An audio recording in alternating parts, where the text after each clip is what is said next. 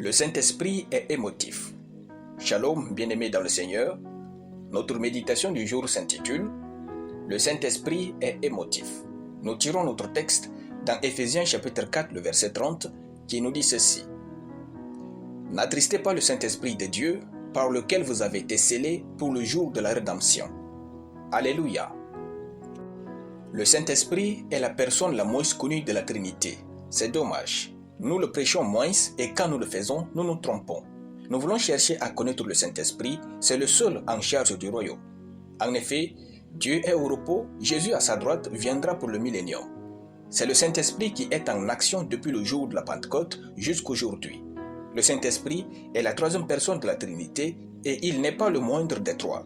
C'est lui l'ange de la présence de Dieu, c'est-à-dire c'est lui qui transporte la présence de Dieu invisible et l'applique à notre cœur, à notre conscience et à tout notre être. Si vous ressentez donc la présence de Dieu, c'est le Saint-Esprit.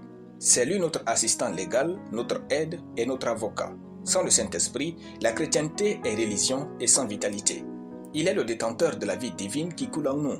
Quand nous imposons nos mains aux malades pour la guérison, ce sont les mains du Saint-Esprit à travers les nôtres qui les guérit. Le Saint-Esprit voit, écoute, parle, court, marche et ressent. C'est le même Saint-Esprit qui était en Jésus et les apôtres qui est en nous. La Bible dit, il y a un seul esprit. Éphésiens chapitre 4, le verset 4.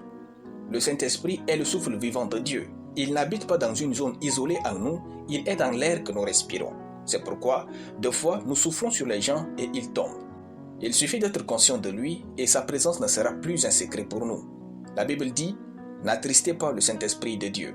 C'est-à-dire, le Saint-Esprit peut être triste, donc il est émotif. Il y a alors un lien communicationnel entre nos émotions et les émotions du Saint-Esprit. Par exemple, la colère sainte.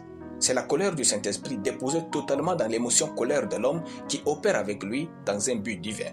Cherchons donc à connaître nos émotions, comprenons comment elles fonctionnent et nous envahissent. Puis, prêtons attention quand elles nous envahissent sans un stimuli humain. C'est souvent là que le Saint-Esprit est en train de nous parler. Alléluia. Nous allons prier. Père, je te remercie pour ta présence en moi par le Saint-Esprit.